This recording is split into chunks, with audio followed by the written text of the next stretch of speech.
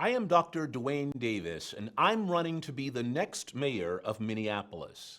I was born the 15th and youngest child of a minister and a kindergarten teacher who started their lives off in the most violent and segregated part of Jim Crow, Mississippi. These were folks who knew the spirit of community and hard work. They sent all 15 of us to college.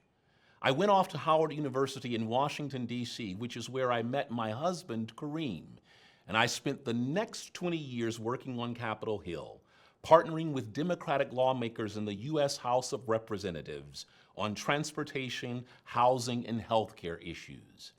But after years in politics, I was ready for something else.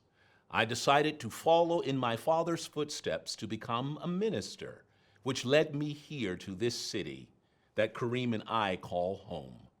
For the last 12 years, I've led Minneapolis congregations in caring for their communities and meeting their changing needs. What I've learned about Minneapolis in the last 12 years is that Minneapolis is a city full of people who care deeply about their communities. I've had the honor of working with our neighbors, from the co-chair of the Community Safety Work Group to my leadership on the Poor People's Campaign.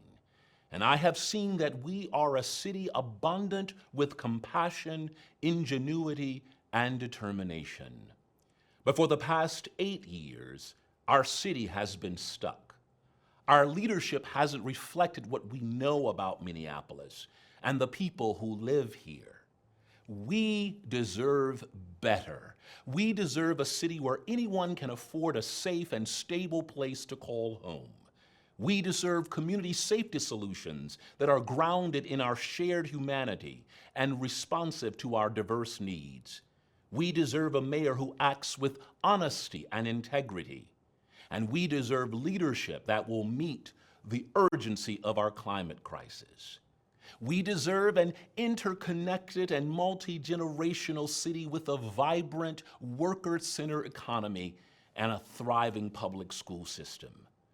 After 8 years of Jacob Fry's failed leadership, we don't need 4 more. So this November, we can make a choice. We can choose to reject the cynicism and cronyism coming from the mayor's office.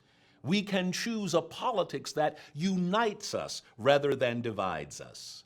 We can choose our shared values in the face of isolation and despair fostered by the Trump administration.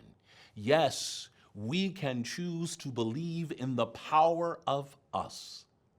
Oh, we have everything we need to create the city we deserve. I know that I have the right experience to get us there.